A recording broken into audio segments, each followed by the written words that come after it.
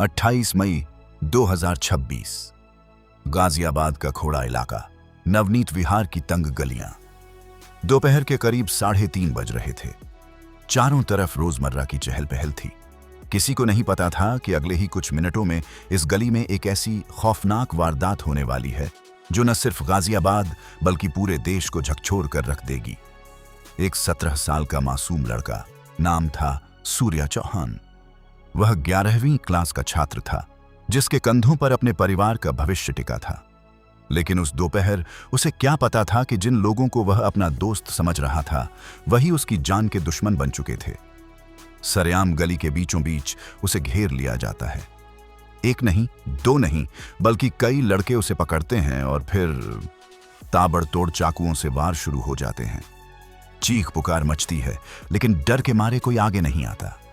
CCTV कैमरे में यह पूरी वारदात रिकॉर्ड हो जाती है। लेकिन इस कत्ल के पीछे की कहानी सिर्फ एक आपसी झगड़ा नहीं थी। इसके पीछे छिपी थी एक गहरी रंजिश, एक खतरनाक मानसिकता और एक ऐसा सवाल जिसने पूरे इलाके में तनाव फैला दिया। आखिर क्या हुआ था उस दोपहर? क्या था वह आखिरी जुमला जो कातिलों ने सूर्या से कहा था? आइए जानते हैं आज की इस स्पेशल क्राइम डॉक्यूमेंट्री में।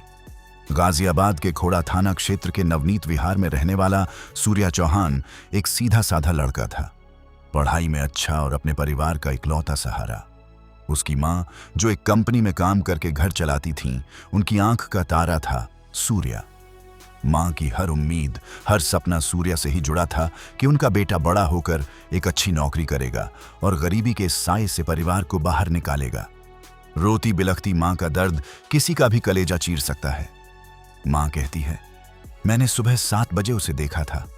उसने मुझसे कहा था कि मम्मी, मैं शाम का कुछ सामान लेने जा रहा हूं।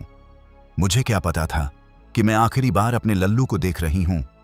लेकिन खोड़ा की उन्हीं गलियों में कुछ ऐसे लड़के भी सक्रिय थे जो छोटी छोटी बातों पर दुश्मनी पाल लेते थे। पुलिस तफ्तीश के मुताबिक सूर्या चौहान की जान पहचान इलाके के ही कुछ लड़कों से थी, जिनमें असद, नवाब और उनके कुछ दोस्त शामिल थे। देखने में यह एक सामान्य लड़कों का ग्रुप लगता था, लेकिन अंदर ही अंदर एक खौफनाक साजिश की बुनियाद रखी जा रही थी। तो क्या यह दुश्मनी अचानक शुरू हुई थी? पुलिस जांच में यह सामने आया कि करीब 8 महीने पहले सूर्या और मुख्य आरोपी असद के बीच किसी बात को लेकर कहासुनी हुई थी। उस वक्त दोनों के बीच मारपीट भी हुई थी। इस मामूली से विवाद को असद ने अपने दिल में बिठा लिया था। लेकिन कहानी में ट्विस्ट तब आया जब कुछ दिन पहले आरोपियों ने सूर्या से दोबारा बातचीत शुरू कर दी। उन्होंने ऐसा दिखाया जैसे वे पुराना सब कुछ भूल चुके हैं और अब दोस्त बन चुके हैं। सूर्या, जो दिल का साफ था, उसने उनकी बातों पर भरोसा कर लिया। उसे लगा कि पुराना विवाद अब खत्म हो चुका है। लेकिन यह दोस्ती नहीं, बल्कि एक जाल था। एक ऐसा जाल जिसमें सूर्या को फंसाने की पूरी प्लानिंग की गई थी। 28 मई को, जब त्योहार का माहौल था, आरोपियों ने सूर्या को फोन किया। उन्होंने कहा कि पुराना जो भी मनमुटाव है उसे बैठकर हमेशा के लिए सुलझा लेते हैं और एक छोटी सी पार्टी करते हैं। सूर्या अपने दोस्तों आयुष और विक्की के साथ नवनीत विहार के चौधरी स्कूल के पास पहुंच गया। उसे जरा भी अंदाजा नहीं था कि वह खुद चलकर मौत के कुएं में जा रहा है। दोपहर के 3:30 बजे सूर्या जैसे ही चौधरी स्कूल के पास पहुंचा, वहां पहले से ही असद, नवाब और उनके कई साथी मौजूद थे। वहां पहुंचते ही माहौल अचानक बदल गया। बातचीत सुलझाने के बजाय आरोपियों का लहजा आक्रामक हो गया। वहां मौजूद चश्मदीद विक्की और आयुष ने पुलिस को जो बताया वह रूह कंपा देने वाला है। आरोपियों ने सूर्या से एक बेहद अजीब और खौफनाक सवाल पूछा। उन्होंने कहा, क्या तुमने कभी बकरे को हलाल होते देखा है? आओ, आज तुम्हें दिखाते हैं। सूर्या ने घबराकर मना कर दिया। उसने कहा, नहीं, मुझे यह सब नहीं देखना। वह वहां से पीछे मुड़ने लगा और जाने लगा। लेकिन तभी आरोपियों ने उसे गालियां देना शुरू कर दिया। जब सूर्या के दोस्तों ने गाली गलौज का विरोध किया तो आरोपियों ने अचानक अपनी जेबों से धारदार चाकू निकाल लिए। सूर्या को भागने का मौका तक नहीं मिला। 4 से 5 लड़कों ने उसे चारों तरफ से दबोच लिया।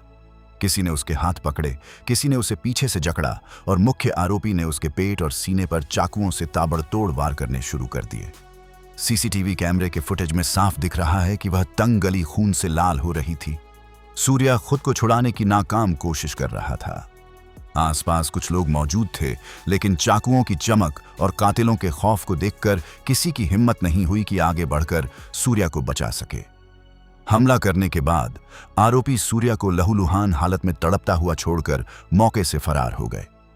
आरोपियों के भागते ही सूर्या के दोस्त आयुष और विक्की ने हिम्मत दिखाई। उन्होंने तुरंत सूर्या के परिवार को सूचना दी और लहूलुहान सूर्या को उठाकर पास के एक अस्पताल ले गए। सूर्या की हालत बहुत नाजुक थी, उसका काफी खून बह चुका था। डॉक्टरों ने उसकी गंभीर स्थिति को देखते हुए उसे तुरंत नोएडा के फोर्टिस अस्पताल रेफर कर दिया। वहां डॉक्टरों की एक पूरी टीम सूर्या की जान बचाने में जुट गई। बाहर परिवार रो रो कर दुआएं मांग रहा था। मां बार बार भगवान से अपने बेटे की जिंदगी की भीख मांग रही थी। करीब 20 से 22 घंटे तक सूर्या ने जिंदगी और मौत के बीच एक भयानक जंग लड़ी।